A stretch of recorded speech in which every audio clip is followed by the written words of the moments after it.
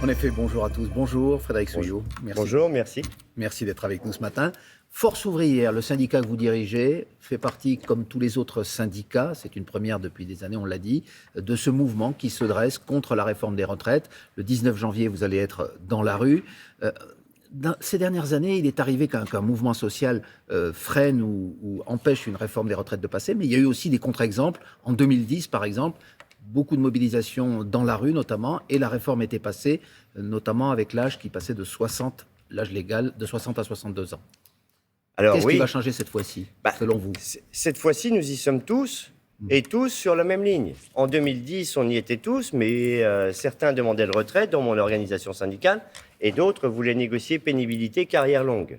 On voit que 12 ans plus tard, pénibilité et carrière longue, c'est toujours pas mis en place, et il faudrait une nouvelle réforme pour y arriver. Soit dit, ce que dit le gouvernement. C'est ce qui fait partie de la nouvelle réforme.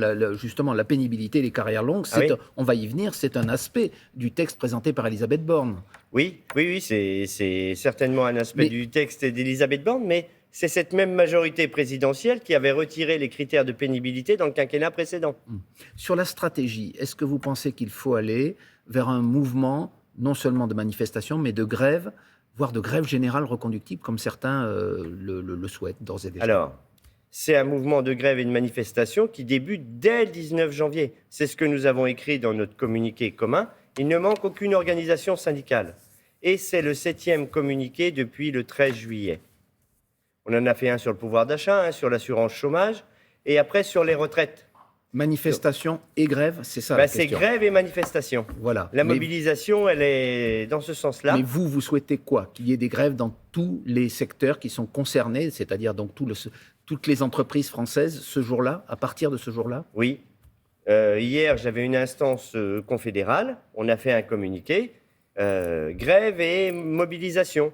Et j'ai envoyé un préavis de grève à la Première ministre qui dit en grève dès le 19 janvier. C'est une lettre effectivement qui est signée par vous, Frédéric Souillot, secrétaire général de Force ouvrière, à la Première ministre. À aucun moment vous ne lui demandez de rouvrir les négociations. Vous dites c'est un préavis de grève pour les secteurs où la législation y oblige. Donc la porte est définitivement fermée pour vous, si le texte reste en l'état. Écoutez, à la rentrée, elle a vu toutes les organisations syndicales la première semaine de janvier. Et on lui a tous dit, s'il y a recul de l'âge de départ ou allongement de la durée de cotisation, il y aura mouvement. Donc, là, le projet, on l'a vu, on a eu le texte, ce qui est déposé officiellement au Conseil d'État et tout cela. Eh bien, il y a allongement de la durée de cotisation et recul de l'âge de départ. En fait, on prend tous 2 ans ferme. Tout le monde prend 2 ans ferme. Vous comparez 2 ans ferme, c'est-à-dire vous comparez cela à une peine de prison. Pour vous, travailler, c'est comme la prison, 2 ans ferme. Eh bien, c'est pas comme la prison, mais tout le monde prend une peine de 2 ans. Peine. Tout le monde va devoir... Aujourd'hui, 50% de ceux qui liquident leur retraite ne sont plus en emploi. Que fait-on pour cela? Ils vont repartir pour 2 ans. Ça fera encore plus de futurs retraités aux minima sociaux et tout cela, et ça fera baisser les pensions. Pour en revenir aux moyens de contestation, par exemple, on entend que la CGT est prête, en tout cas dans son intention, à bloquer les raffineries, c'est-à-dire à bloquer les transports aussi dans le pays s'il n'y a plus d'essence. Est-ce que vous vous associez à ce mouvement? Est-ce que bloquer le pays, comme par exemple le redoute le gouvernement et vous incite à ne pas le faire, vous y êtes prêt?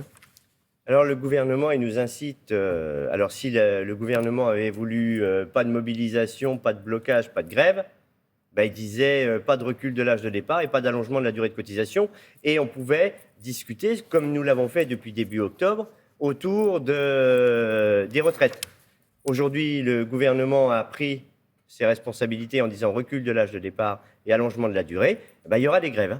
Et un blocage, s'il le faut. Mais il y aura des grèves. Mais un blocage. Mais par après, exemple, si les grèves sont reconductibles... Laurent Berger, le numéro 1 de la CFDT, dit il n'est pas question de bloquer le pays. Vous dites, chiche, on peut le faire si le gouvernement ne recule pas? Moi, je dis... Alors, depuis que je suis élu secrétaire général, on me demande si j'ai retrouvé le bouton de la grève générale. Ça n'existe pas. La grève, elle se décide dans les entreprises ou dans les administrations. S'ils décident de reconduire leur mouvement de grève et de tenir... ce sera les grévistes qui le décideront. Mais vous les approuverez, vous serez Ah derrière eux. Moi, j'appelle à la grève et à la manifestation. Vous approuvez aussi la stratégie des partis politiques qui vont tenter, pour leur part, au Parlement, de freiner ou de bloquer ce texte. Par exemple, la France Insoumise qui annonce qu'il y aura 1000 amendements par député, ça fera des milliers, des dizaines de milliers d'amendements. Le gouvernement parle d'obstruction pour qualifier cela. Qu'est-ce que vous en pensez ? Alors moi, je reste sur le terrain de la politique syndicale. J'appelle à la grève et à la manifestation. Si j'étais au Parlement, peut-être que je déposerais des amendements pour essayer de bloquer ce texte. Mais vous croyez qu'une solution peut se dessiner au Parlement, qu'il peut y avoir du grain à moudre, comme disait un lointain prédécesseur, Marc Blondel, je crois, ou André Bergeron. André Bergeron, à la tête de Force ouvrière il y a quelques années, et qu'il y a encore des choses à négocier dans ce texte. Le Parlement a une responsabilité. S'il dit que dans le projet de loi de finances de la sécurité sociale rectificative, où va passer ce projet de loi, il n'y a pas de recul de l'âge de départ et pas d'allongement de la durée de cotisation. Ça, c'est la base du texte, monsieur. Oui, mais le Parlement peut décider de ne pas le mettre. Mais par exemple, sur les carrières des seniors, sur la pénibilité qui donc revient aujourd'hui dans le texte, sur les carrières longues, vous pensez que tout est à jeter aujourd'hui, qu'il ne peut pas y avoir des points de satisfaction qui pourraient vous amener à édulcorer en quelque sorte votre position? Mais carrière longue ou pénibilité, tout ça, ça ne s'appliquera qu'avec un recul de l'âge de départ. Donc même si les mesures sur les carrières longues sont bien, c'est plus 2 ans. Donc pour tout le monde prend 2 ans. Et la carrière longue... Donc ça, c'est pas négociable. Non, c'est pas négociable. Le recul de l'âge de départ, l'allongement de la durée de cotisation. Tous les partis politiques sont les bienvenus dans vos manifestations, y compris le Rassemblement national, qui est aujourd'hui le premier parti dans le vote des ouvriers, des salariés, et qui défend aussi un retrait du texte. C'est une question.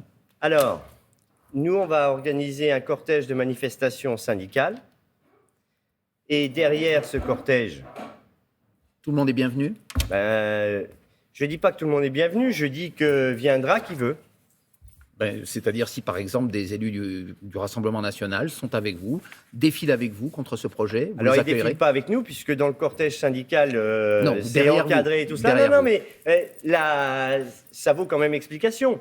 Le cortège syndical est encadré, et après le cortège syndical, viennent qui veulent. Vous savez ce qu'on vous oppose, pour ceux qui défendent en tout cas cette réforme, c'est que pratiquement tous les pays européens, à l'exception de la Suède, ont un âge légal de la retraite qui est à 65, 67 ans pour l'Allemagne. La France fait un peu cavalier seul. Pourquoi ne doit-elle pas s'aligner sur ses voisins ? Alors, la France est alignée sur ses voisins. Pour une retraite sans décote et tout cela, chez nous, c'est déjà 67 ans.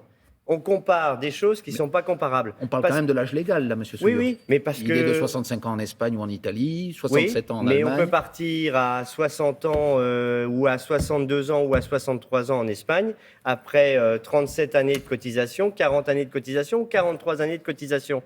Donc il faut comparer ce qui est comparable. Nous, on dit aujourd'hui c'est 62 ans et avec 42 années de cotisation. Et la loi Touraine qui fait les choses. Donc demain, ce sera 63 puis 64 avec 43 années de cotisation. Donc le nombre d'années de cotisation il est déjà plus élevé chez nous.